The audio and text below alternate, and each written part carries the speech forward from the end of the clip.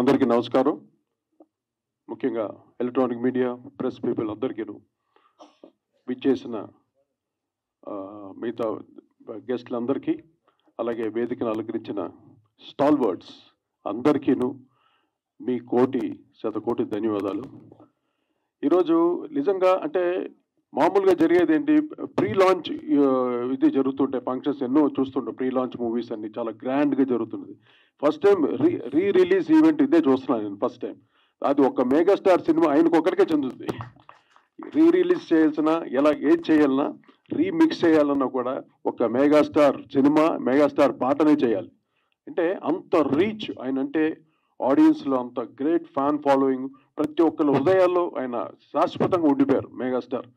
అందువల్ల Hitler cinema, ఆయన చేసిన ఎన్నో సినిమాల్లో హిట్లర్లో ముఖ్యంగా ఆయన ప్రజెంటేషన్ వెరీ సెంటిమెంటల్ రోల్ కూడా అంత రకంగా ఏడిపించి, కొన్ని ప్లేసెస్లో నేనే ఎంతో ఎమోషన్, బ్యాక్గ్రౌండ్ స్కోర్ చేస్తున్నప్పుడు ఎన్నోసార్లు ఎమోషన్ అయ్యాను. అసలు బ్యాక్గ్రౌండ్ స్కోర్ చేస్తుంటే ఏటర్ మోహన్ గారు వచ్చారన్నమాట.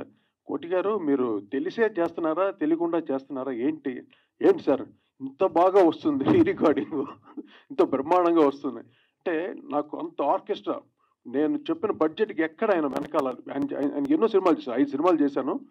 ఏ సినిమాకి ఇంత బడ్జెట్లో చేయండి, ఇంత తక్కువలో చేయండి, ఈ నెవర్. నాకు ఇష్టమైన బడ్జెట్ ఇచ్చేవారు. అంటే నేను ఫుల్ ఆర్కెస్ట్రాతో వర్క్ చేశాను. హిట్లర్ పర్టికులర్గా బ్యాక్గ్రౌండ్ స్కోర్ 15 రోజులు, 17 డేస్ కోదండపాణి ఆడియోస్లో చేశాను అనమాట. అంత ఫుల్ ఆర్కెస్ట్రా, అంత ఒక 74 మంది ఎంతో మంది ఫుల్ ఆర్కెస్ట్రా చేశాను. అది ఎంతో అద్భుతంగా ఆ పిక్చర్లో కూడా, ముఖ్యంగా మా ముత్యాల సుబ్బయ్య గారు చెప్పాలంటే, ఆ సెంటిమెంట్స్ తీయాలంటే ఓన్లీ సుబ్బయ్య గారు. అంత గ్రేటెస్ట్ డైరెక్టర్. ఇప్పుడు ఎన్ని ట్రెండ్స్ మారినా వీళ్ళు ఒక ట్రెండ్ క్రియేట్ చేసి పెట్టేశారు ఆడియన్స్లో కూడా. ఈ రోజుకి హిట్లర్ ఇప్పుడు వెళ్ళినా కూడా ఆడియన్స్కి మళ్ళీ రీకలెక్ట్ అవుతారు అనమాట. ఆ సీన్స్ కానీ, ఆ సాంగ్స్ కానీ, the way of presentation of the sentimental emotion scenes ఎంతో అద్భుతంగా ఉంటుంది. అలాగే ఎడిటర్ మోహన్ గారు, ఆయన ఎడిటర్గా ఎంతో సీనియర్ మోస్ట్ ఎడిటర్. ఆయన చెన్నైలో ఎడిటర్ మోహన్ కార్ వస్తుందంటే ఒక రెస్పెక్ట్. ఇప్పటికీ ఎలిగెంట్ కార్ అనమాట, చిన్న కార్ ఇప్పటికీ పెట్టుకున్నాడు ఆయన, ఫియట్ కార్. ఆయన కొడుకులు ఎంత గొప్ప డైరెక్టర్, ఒకడు పెద్ద హీరో, ఒకడు పెద్ద డైరెక్టర్. ఇదంతా ఎక్కడి నుండి వస్తుంది, ఆయన చేసిన సేవ. అంటే చిత్ర పరిశ్రమకి ఒక టెక్నీషియన్గా ఎంతో సేవ చేసిన మనిషి ఎడిటర్ మోహన్ గారు. ఎంతమంది పైకి తీసుకుని వచ్చారు, ఎంతోమంది డైరెక్టర్స్ కానీ ఒక స్ఫూర్తిగా ఉండి ఎంకరేజ్ చేసి ఎంతో గొప్ప స్థాయికి తీసుకుని వచ్చిన ఎడిటర్ మోహన్ గారికి ఆల్వేస్, వాళ్ళ సతీమణి గారు వచ్చారు, వాళ్ళ ఫ్యామిలీతో వచ్చారు, అందరు పిల్లలు, మనవరాళ్ళతో కూడా. I'm so happy. ఇది మంచి అకేషన్ ఇది. నాకు ఇంకా మ్యూజిక్ గురించి చెప్పాలంటే, నాకు ఎప్పుడు స్వేచ్ఛ ఉంది.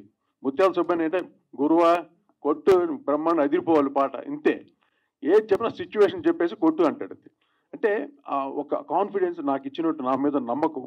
అందువల్ల నేను కోటిగా నిలబెట్టుకున్నాను, రాజ్కోటిగా నిలబెట్టుకున్నాను. తర్వాత కోటిగా కూడా నాకు ఇంత పెద్ద సినిమా, మెగాస్టార్ చిరంజీవి గారి సినిమా చేయాలంటే చాలా ఎనర్జీ కావాలి, చాలా అంటే ఎంతో చేయాలంటే ఫ్యాన్స్ ఫాలోయింగ్ ఎక్కువ, మైలేజ్ ఎక్కువ, ప్రతి పాట రీచ్ అవ్వాలి. కానీ దీంట్లో నాకు మోర్ సెంటిమెంటల్ సాంగ్స్ ఎక్కువ అయిపోవటం వల్ల 2 సాంగ్స్, హబీబీ అండ్ ఇంకోటి మిస మెరుపుల మెహబూబా, ఈ 2 సాంగ్లు కొంచెం చిరంజీవి గారి స్టైల్గా బ్రేక్ డాన్సు, ఒక new trend of song. Habibi అయితే ఇప్పటికీ నేను యుఎస్లో కానీ ఎక్కడ షోస్లో పాడినా కూడా వన్స్ మోర్లు అదే డాన్సులు అందరూ.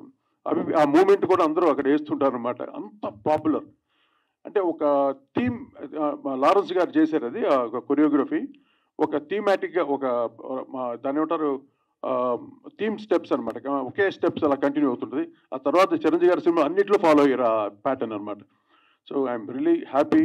My megastar cinema the last cinema నేను చేసింది. Hitler is a last film. తర్వాత చెప్తాం, ఫస్ట్ హిట్లర్ అయిపోతే ఇంకా చాలా ఉంది చెప్పడం. హిట్లర్ అంటే చిరంజీవి గారికి నేను చేసిన లాస్ట్ సినిమా హిట్లర్. తర్వాత మళ్ళీ మాకు కుదరలే మా కాంబినేషను. బట్ ఎంతో వైభవంగా మన 100 days ఫంక్షన్ వచ్చి ఒంగోలులో చేశారు. నేను ఆ ఫంక్షన్కి వెళ్ళలేకపోయాను. To be frankly, I'm sick అనమాట. అప్పటికి నేను మా అత్తగారు ఊరికి వెళ్ళి, నెల్లూరు నుండి, అక్కడ నుండి దగ్గరే ఒంగోలు. సరే వెళ్దాం అనుకుంటే నా వల్ల కాలం ఫుల్ చాలా నీరసం అయిపోయి అనేబుల్ అనమాట. వెళ్ళడానికి వీలు పడిన పరిస్థితుల్లో నేను వెళ్ళలేదు. చెప్పాను, నేను రావట్లేదు మోహన్ గారు అని చెప్పేసి. కానీ పెద్ద ఫంక్షన్ అది, ఒక మెయిన్ టెక్నీషియన్ లేకపోవడం నేను ఇప్పటికీ ఈ రోజుకి బాధపడుతున్నాను. ఎందుకంటే ఈరోజు అది నేను రివీల్ చేయాలి మోహన్ గారికి. నేను కావాలని మట్టుకు ఎగ్గొట్టలేదు. నా మీద కోపాన్ని మట్టి పెట్టుకోకండి హిట్లర్స్ లాగా అందరూ హిట్లర్స్ ఆ టైంలో. సో అది మిస్ అయ్యింది. ఆ తర్వాత చిరంజీవి గారి సినిమా నేను చేయలేదు. కోర్స్ ఆ టైం వచ్చినప్పుడు తప్పకుండా ఆయనతో వర్క్ చేసే భాగ్యం కలగాలి, కానీ కలిగితే మళ్ళీ నా గుండెలో బీట్ స్టార్ట్ అయిపోద్ది. చిరంజీవి గారి సినిమా అంటేనే అది ఒక భయంగా ఉంటుంది, ఫోబియా. అది ఎలా చేయాలని ఒక ఫస్ట్ భయంగా ఉంటుంది అనమాట. అందువల్ల ఆ భయంతోటే పుడుతుంది. Is the inspiration. ఏ పాట చేయన్నా, ఏ బీట్ క్రియేట్ చేసినా చిరంజీవి గారే అంటే అల్టిమేట్. అటువంటి డాన్సర్ ఇంక భారతదేశంలో ఎవడూ లేడు. I can challenge that. Only megastar. ఆ గ్రేస్ కానీ, ఆ స్టైల్ కానీ, ఈవెన్ కామెడీ టైమింగ్ కూడా, ఇంకా సెంటిమెంటల్ టైమింగ్ కూడా ఈజ్ అల్టిమేట్ స్టార్. ఇంకంతే, దానికి ఇంకా తిరుగులేదు. ఇంకా చిరంజీవి గారి గురించి నేను ఎక్కువ పొగడాల్సిన అవసరం లేదు.